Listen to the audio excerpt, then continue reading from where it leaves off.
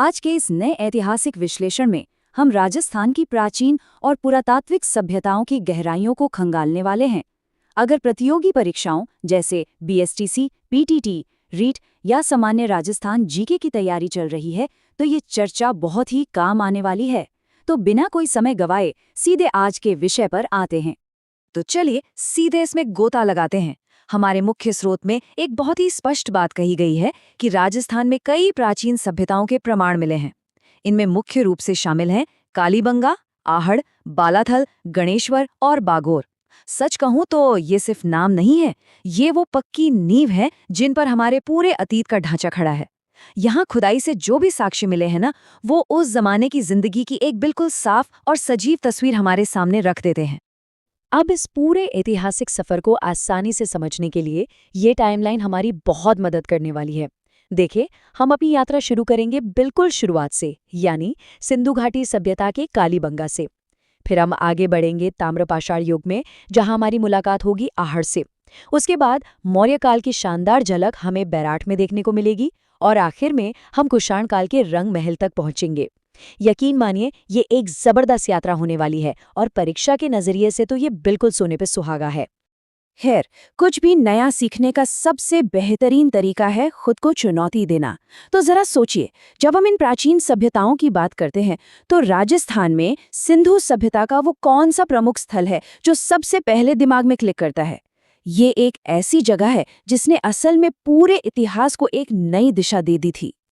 बिल्कुल सही सोचा, इसका जवाब है कालीबंगा। ये जगह हनुमानगढ़ जिले में स्थित है और सिंधु घाटी सभ्यता का एक बहुत ही अहम केंद्र हुआ करती थी।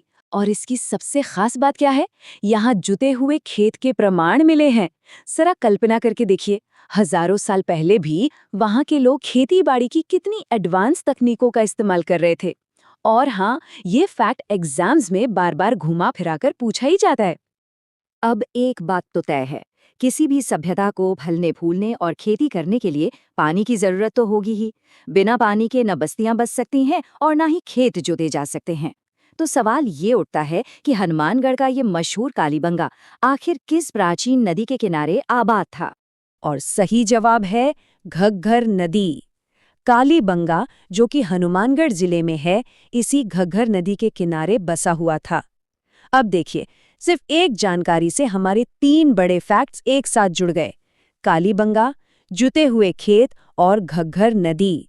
इन तीनों को एक साथ याद रखना न सिर्फ आसान है बल्कि परीक्षा के लिए बहुत ही कारगर भी है। और ये बात बहुत ही शानदार तरीके से दर्शाती है कि हम ताम्र युग के 2 सबसे प्रमुख केंद्रों के बीच कैसे आसानी से फर्क कर सकते हैं। देखिए, एक तरफ हमारे पास है आहड़, जो उदयपुर में है और ये मुख्य रूप से अपने तांबे के औजारों के लिए मशहूर है। और दूसरी तरफ है गणेश्वर, जो सीकर में है और ये तांबे की वस्तुओं के लिए जाना जाता है। इन दोनों को इस तरह आमने सामने रख के देखने से ना, एग्जाम में कंफ्यूज होने का कोई चांस ही नहीं बचता। चलिए, इस तुलना को थोड़ा और कसौटी पर कसते हैं। अभी हमने जो देखा उसके हिसाब से ताम्रपाषाण संस्कृति, जिसे चालकोलिथिक युग भी कहते हैं, उसका सबसे बड़ा या प्रमुख केंद्र किसे माना जाना चाहिए? ध्यान रहे, ये वो दौर था जब इंसान ने पत्थरों के साथ साथ तांबे का भी इस्तेमाल करना सीख लिया था। बिल्कुल सही जवाब है आहड़, जो कि उदयपुर जिले में स्थित है। ताम्रपाषाण संस्कृति का ये एक बहुत ही प्रमुख केंद्र रहा है।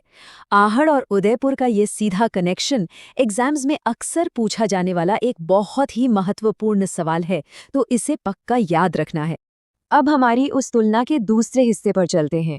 अगर आहड़ तांबे के औजारों के लिए इतना मशहूर है, तो सीकर का जो गणेश्वर स्थल है, वो इतिहास में मुख्य रूप से किस खास उद्योग या खोज के लिए जाना जाता है?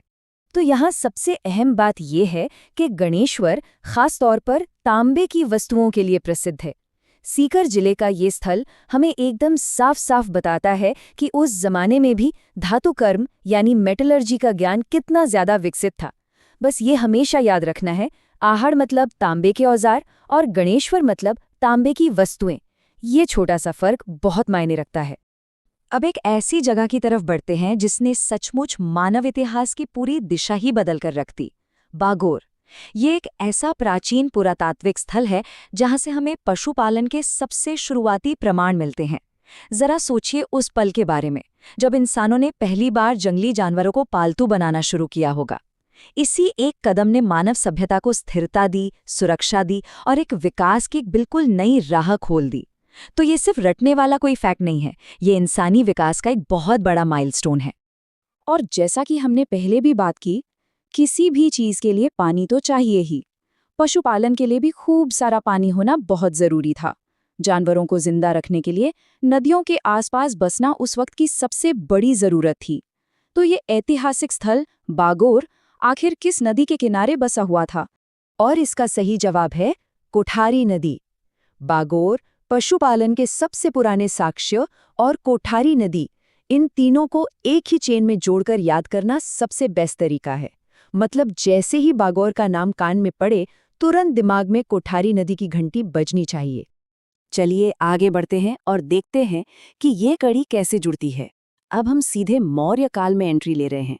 और भाई, जब इस युग की बात हो और महान सम्राट अशोक का नाम न आए, ऐसा तो हो ही नहीं सकता। तो सवाल ये है कि राजस्थान में अशोक के वो प्रसिद्ध शिलालेख आखिर कहाँ से मिले हैं?